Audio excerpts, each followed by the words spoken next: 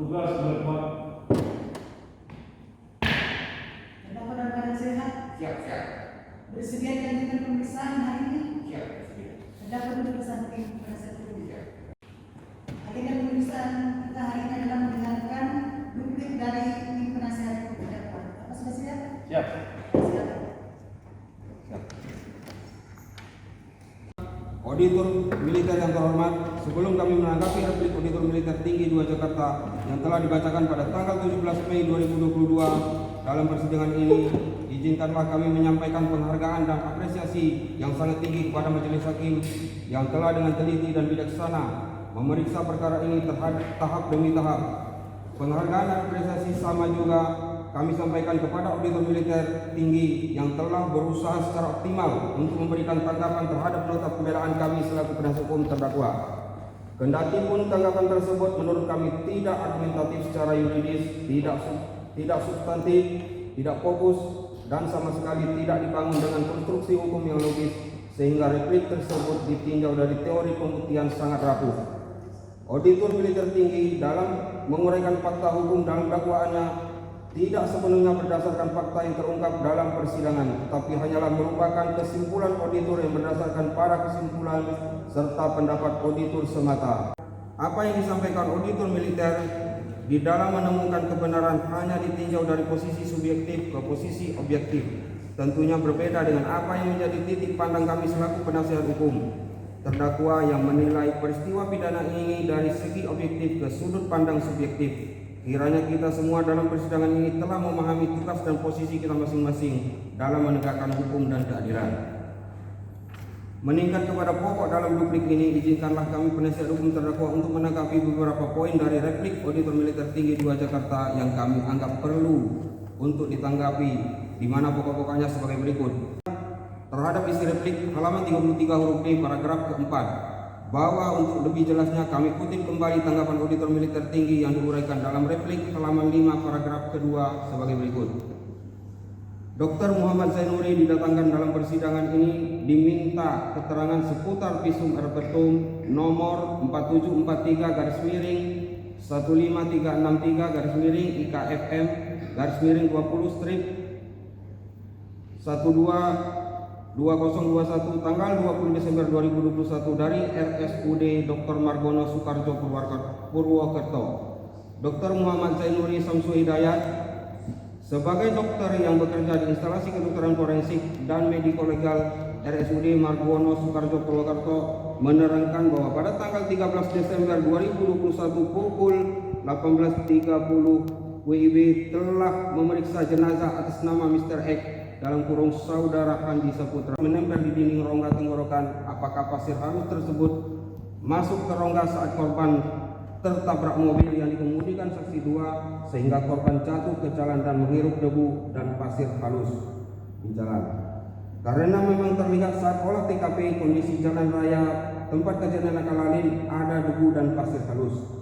Bahwa untuk menjawab pertanyaan kami ini perlu kami kemukakan pendapat dari M. Yahya Rahak, sarjana hukum dalam bukunya Pembahasan Permasalahan dan Penerapan KUHP halaman 294 yang menguraikan sebagai berikut. Pada alat bukti kesaksian tidak melekat sifat pembuktian yang sempurna dan juga tidak melekat di dalamnya sifat kekuatan pembuktian yang mengikat dan menentukan. Alat bukti kesaksian sebagai alat bukti yang sah mempunyai nilai kekuatan pembuktian bebas. Oleh karena itu, alat bukti kesaksian sebagai alat bukti yang sah tidak mempunyai kekuatan pembuktian yang sempurna dan juga tidak memiliki kekuatan pembuktian yang menentukan. Alat bukti kesaksian sebagai alat bukti yang sah adalah bersifat bebas dan tidak sempurna dan tidak menentukan atau tidak mengikat. Alat bukti keterangan saksi sebagai alat bukti yang bebas yang tidak mempunyai nilai kekuatan pembuktian yang sempurna dan tidak menentukan, sama sekali tidak mengikat hakim. Hakim bebas menilai kesempurnaan dan kebenarannya tergantung pada penilaian hakim untuk menganggapnya sempurna atau tidak. Tidak ada keharusan bagi hakim untuk menerima kebenaran setiap keterangan saksi. Hakim bebas menilai kekuatan atau kebenaran yang melekat pada keterangan itu dan dapat menerima atau menyingkirkannya. Dalam pembuktian unsur ketiga dengan rencana terlebih dahulu sebagai berikut. 1. Bahwa terjadinya tabrakan antara kendaraan Isuzu Panther yang dikemudikan oleh saksi 2 dengan sepeda motor Suzuki Satria yang dikendarai oleh saudara Andi Saputra yang membonceng saudari Salsabila di Jalan Raya Nagrek Limbangan, tepatnya di depan SPBU Ciaro, Kampung Tegalame, Desa Ciaro, Kecamatan Nagrek, Kabupaten Bandung, Jawa Barat, pada hari Rabu tanggal 8 Desember 2021 sekira pukul 15.30 WIB, sedangkan terdakwa saksi 2 dan saksi 3 membuang saudara Andi Saputra dan saudari Salsabila di jembatan Kali Tajung 3, Jalan Rawalo Cilacap, mengganti Kidul Losari, Kecamatan Rawalo, Kabupaten Banyumas, Jawa Tengah, pada hari Rabu tanggal 8 Desember 2021 sekira pukul 21.00 WIB. Jeda waktu selama 5 yang cukup bagi para terdakwa untuk merencanakan perbuatan atau tindakan mereka. 2. Bahwa setelah terdakwa mengambil alih kemudi kendaraan Isuzu Panther dari saksi 2, setelah 10 menit berangkat dari TKP kecelakaan, terdakwa menyampaikan kepada saksi 2 dan saksi 3 merencanakan membuang saudara Andi Saputra dan saudari Salsabila ke salah satu sungai di Jawa Tengah. Setelah berhenti untuk buang air di salah satu Alfamart di daerah Tasikmalaya, saksi 2 kembali mengemudikan kendaraan Isuzu Panther. Terdakwa membuka aplikasi Google Map mencari sungai sebagai lokasi pembuangan saudara Andi Saputra dan saudari Salsabila.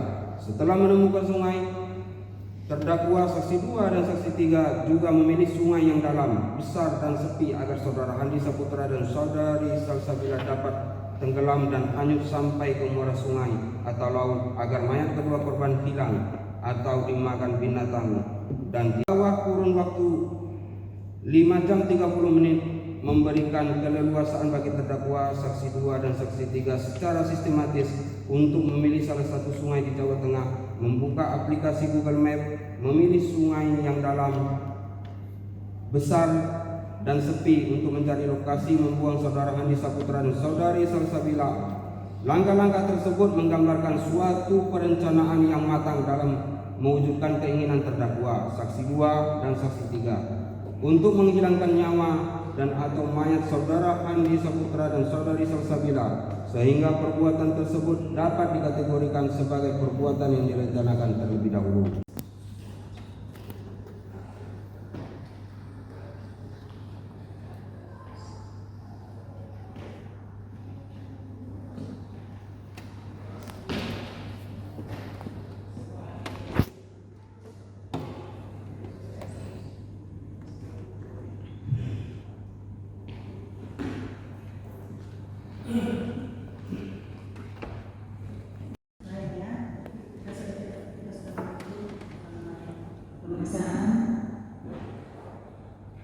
Sekarang giliran majelis hakim akan bermusyawarah untuk mengambil keputusan.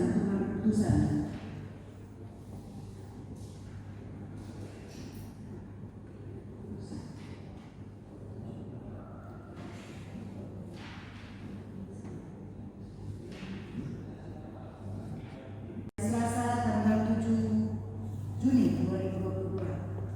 Ada apa ya? Ya. Auditor ya. Setuju ya, tanggal 7 Juni, hari Selasa tanggal 7 Juni 2022, majelis hakim akan membacakan keputusan. Sidang akan saya tunda untuk memberikan kesempatan kepada majelis hakim bermusyawarah dan menyusun keputusan sampai dengan tanggal hari Selasa tanggal 7 Juni 2022. Sebelum sidang ditunda, hakim akan membawa terdakwa kepada persidangan.